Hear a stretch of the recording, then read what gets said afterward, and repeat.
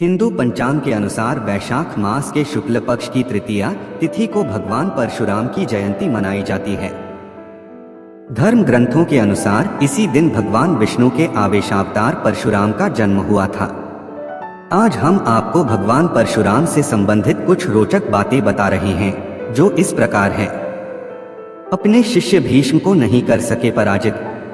महाभारत के अनुसार महाराज शांतनु के पुत्र भीष्म ने भगवान परशुराम से ही अस्त्र शस्त्र की विद्या प्राप्त की थी।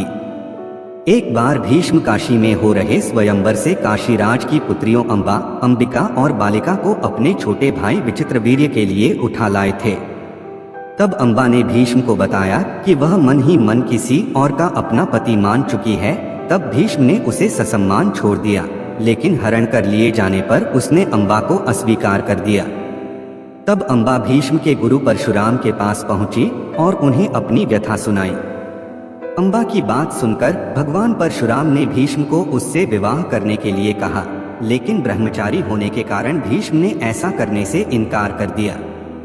तब परशुराम और भीष्म में भीषण युद्ध हुआ और अंत में अपने पितरों की बात मानकर भगवान परशुराम ने अपने अस्त्र रख दिए। इस प्रकार इस युद्ध में न किसी की हार हुई न किसी की जीत।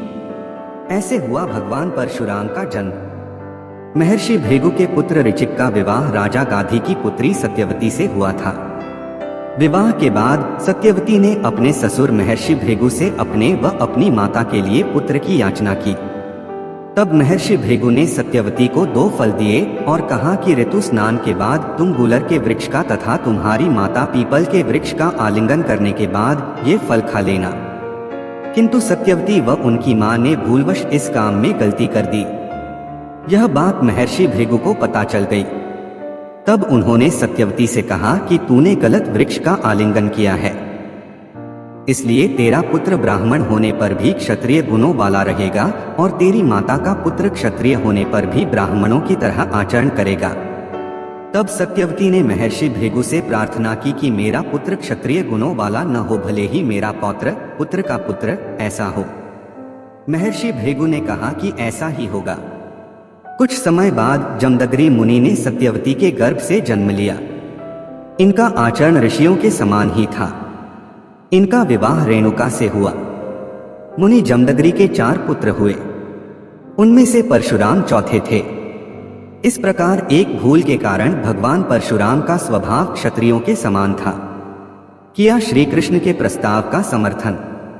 महाभारत के युद्ध से पहले जब भगवान श्री कृष्ण संधि का प्रस्ताव लेकर धृतराष्ट्र के पास गए थे, उस समय श्री कृष्ण की बात सुनने के लिए भगवान परशुराम भी उस सभा में उपस्थित थे। परशुराम ने भी धृतराष्ट्र को श्री कृष्ण की बात मान लेने के लिए कहा था। नहीं हुआ था श्री राम से कोई विवाद। गोस्वामी तुलसीदास द्वारा रचित श्री रामचरितमानस में वर्णन है कि भगवान श्री राम ने सीता स्वयंवर में शिव धनुष उठाया और प्रत्यंचा चढ़ाते समय वह टूट गया। धनुष टूटने की आवाज सुनकर भगवान परशुराम भी वहां आ गए। अपने आराध्य शिव का धनुष टूटा हुआ देखकर वे बहुत क्रोधित हुए और वहां उनका श्री राम व लक्ष्मण से विवाद भी हुआ। जबकि वाल्मीकि रामायण के अनुसार सीता से विवाह के बाद जब श्री राम कुंत अयोध्या लौट रहे थे, तब परशुराम वहां आए और उन्होंने श्री राम से अपने धनुष पर बाण चढ़ाने के लिए कहा। श्री राम ने बाण धनुष पर चढ़ाकर छोड़ दिया। यह देखकर परशुराम को भगवान श्री राम के वास्तविक स्वरूप का ज्ञान हो गया और वे वहां से चले गए। क्यों किया माता का वध? एक बार परशुराम की माता रेणुका स्नान करके आश्रम लौट रही थी। तब संयोग से राजा चित्ररथ भी वहां जल विहार कर रहे थे। राजा को देखकर रेणुका के मन में विकार उत्पन्न हो गया। उसी अवस्था में वह आश्रम पहुंच गई। जमदग्नि ने रेणुका को देखकर उसके मन की बात जान ली और अपने पुत्रों से माता का वध करने को कहा, किंतु मोहवश किसी ने उनकी आज्ञा का पालन नहीं किया। तब परशुराम ने बिना सोचे समझे अपने फरसे से उनका सिर काट डाला। ये देखकर मुनि जमदग्नि प्रसन्न हुए और उन्होंने परशुराम से वरदान मांगने को कहा। तब परशुराम ने अपनी माता को पुनर्जीवित करने और उन्हें इस बात का ज्ञान न रहे ये वरदान मांगा। इस वरदान के फलस्वरूप उनकी माता पुनर्जीवित हो गई। क्यों किया कार्तवीर्य अर्जुन का वध? एक बार महिष्मती देश का राजा कार्तवीर्य अर्जुन युद्ध जीतकर जमदग्नि मुनि के आश्रम से निकला। तब वह थोड़ा आराम करने के लिए आश्रम में ही रुक गया। उसने देखा कामधेनु ने बड़ी ही सहजता से पूरी सेना के लिए भोजन की व्यवस्था कर दी है, तो वह कामधेनु के बछड़े को अपने साथ बलपूर्वक ले गया। जब यह बात परशुराम को पता चली तो उन्होंने कार्तवीर्य अर्जुन की 1000 भुजाएं काट दी और उसका वध कर दिया। इसलिए किया क्षत्रियों का सहार।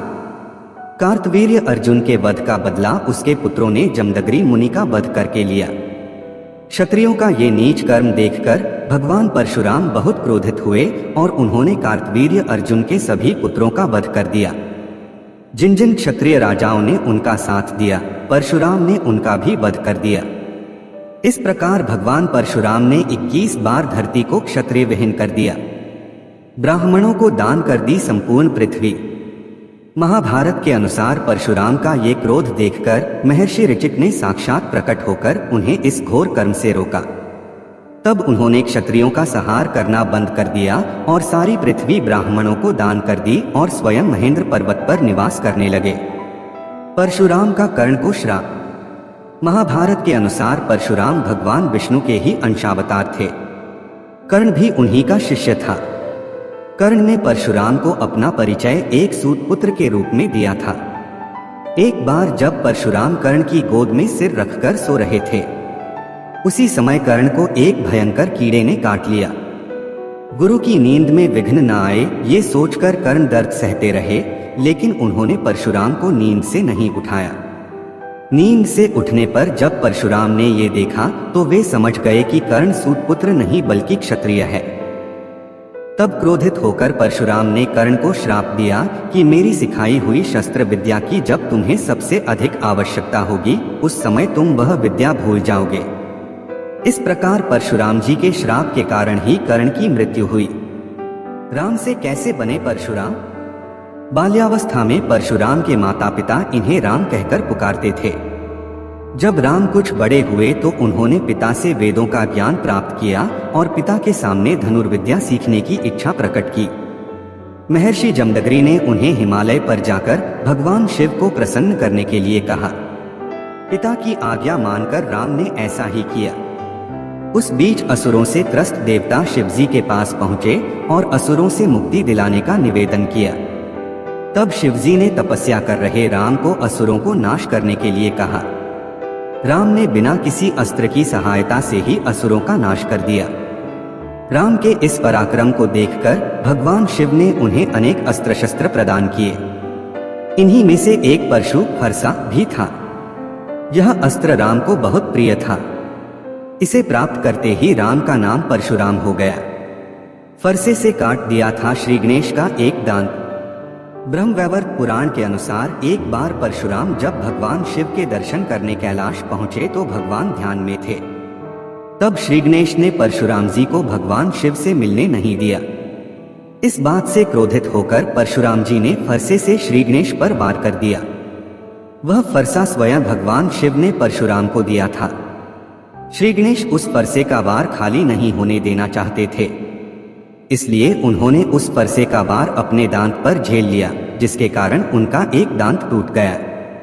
तभी से उन्हें एक दंत भी कहा जाता है। ये थे परशुराम के भाइयों के नाम। ऋषि जमदग्नि और रेणुका के 4 पुत्र थे, जिनमें से परशुराम सबसे छोटे थे। भगवान परशुराम के 3 बड़े भाई थे, जिनके नाम क्रमशः रुकुमवान, सुषेणवसु और विश्वावसु था। अमर हैं परशुराम। हिंदू धर्म ग्रंथों में कुछ महापुरुषों का वर्णन है जिन्हें आज भी अमर माना जाता है। इन्हें अष्ट चिरंजीवी भी कहा जाता है। इनमें से एक भगवान विष्णु के आवेशावतार परशुराम भी हैं। अश्वत्थामा बलिव्यासो हनुमाश्च विभीषण कृप परशुरामश्च सप्तैते चिरजीविन सप्तैतान संस्मरेन् नित्यं मार्कंडेयं थाष्टमम् जीवेद्वर्षस्तन सोपि सर्वव्याधि विवर्जित। इस श्लोक के अनुसार अश्वत्थामा, राजा बलि, महर्षि वेदव्यास, हनुमान, विभीषण, कृपाचार्य, भगवान परशुराम तथा ऋषि मार्कंडेय अमर हैं। ऐसी मान्यता है कि भगवान परशुराम वर्तमान समय में भी कहीं तपस्या में लीन हैं।